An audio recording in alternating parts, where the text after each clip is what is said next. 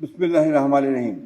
সামরিক সচিব, সচিব জনবিভাগ, প্রেস সচিব, সহকারী সামরিক সচিব, উপস্থিত বঙ্গভবনের সকল কর্মকর্তা কর্মচারীবৃন্দ, আজকের এই বিশেষ দরবারে আপনাদের সকলের উপস্থিতি আমার জন্য অত্যন্ত আনন্দ ও সম্মানের। আপনারা সবাই জানেন যে আমি মাত্র কয়েকদিন আগে শপথ গ্রহণ করে রাষ্ট্রপতির দায়িত্ব গ্রহণ করেছি এবং বঙ্গভবনে এসেছি। যেদিন আমার নির্বাচন হয় সেই নির্বাচনের দিনই আমি কিন্তু 3টে পদত্যাগপত্র পেশ করে এসেছি আমাদের প্রধানমন্ত্রী ও স্পিকারের কাছে। একটি হচ্ছে যে আমি যে মন্ত্রী ছিলাম সেই মন্ত্রিত্ব থেকে আমি পদত্যাগ করেছি, আমি যে সংসদ সদস্য ছিলাম সেখান থেকে পদত্যাগ করেছি, স্পিকারের কাছে পদত্যাগপত্র দিয়েছি। আর আমি যে মহাসচিব ছিলাম বাংলাদেশ জাতীয়তাবাদী দলের এবং তার সদস্য পদ থেকে আমার পদত্যাগপত্র দিয়েছি আমি চেয়ারম্যান জনাব তারেক রহমানের কাছে।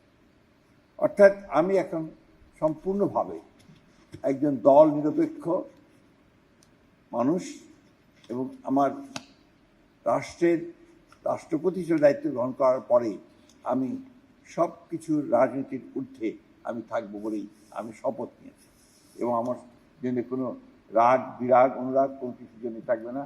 আমার সামনে একটাই মূল উদ্দেশ্য, লক্ষ্য, সেটা হচ্ছে আমার দেশ, আমার রাষ্ট্র, আমার জনগণ। আপনারা জানেন যে আমি দীর্ঘ রাজনৈতিক একটা সময় পার করেছি, দীর্ঘ। সেই সময়গুলোতে আমি একদম মাটির মানুষের সঙ্গে থেকে আমি কাজ করেছি। আপনারা এই জানেন যে আমরা দীর্ঘ সংগ্রামের মধ্যে দিয়ে আমরা এক গণতান্ত্রিক পরিবেশে এসে উপস্থিত হয়েছি। এই গণতান্ত্রিক পরিবেশে আমরা একটা প্রথমে আমাদের যে বিষয়গুলো ছিল, আমরা কিন্তু রাষ্ট্রপতির শাসন থেকে পার্লামেন্টারি ফর্ম অফ গভর্নমেন্টে আমরা এসেছি। তো এখানে আমাদের দেশে এখন পার্লামেন্ট হচ্ছে আমাদের প্রধান, আমাদের মূল লক্ষ্য, মূল কেন্দ্র, যেটাকে কেন্দ্র করে আমাদের দেশের সকল কর্মকাণ্ড পরিচালিত হয়। আমরা আজকে এই বঙ্গভবন, আমার চেয়ে আপনারা অনেক বেশি হয়তো জানেন, কারণ আমি একেবারেই নতুন এই বঙ্গভবনে। এই বঙ্গভবন হচ্ছে একটা রাষ্ট্রের প্রতীক, সার্বভৌমত্বের প্রতীক। এই বঙ্গভবন হচ্ছে আপনার ঐতিহ্যের প্রতীক এবং এটাই বা এই বঙ্গভবনই হচ্ছে আপনার মূলত পক্ষে যে রাষ্ট্রের যে মর্যাদা সম্মান, সেটা এখান থেকেই লক্ষ্য হয়, পরিচালিত হয়।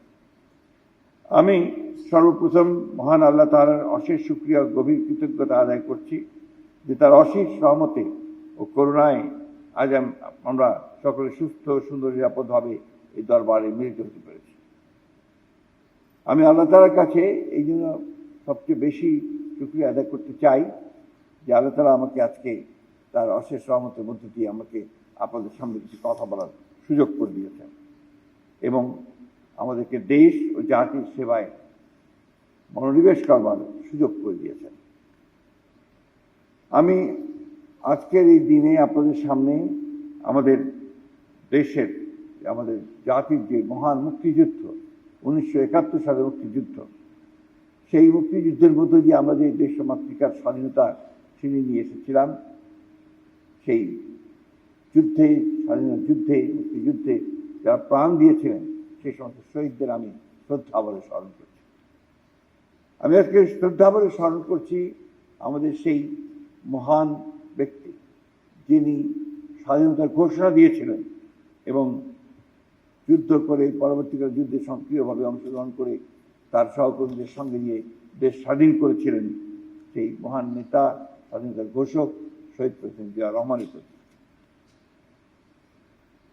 আমরা দেখেছি যে শহীদ প্রেসিডেন্ট জিয়াউর রহমান এরপরে তিনি যখন দায়িত্ব পেয়েছেন রাষ্ট্র পরিচালনা করবার, তখন তিনি দেশে কিন্তু মৌলিক পরিবর্তন নিয়ে এসেছিলেন।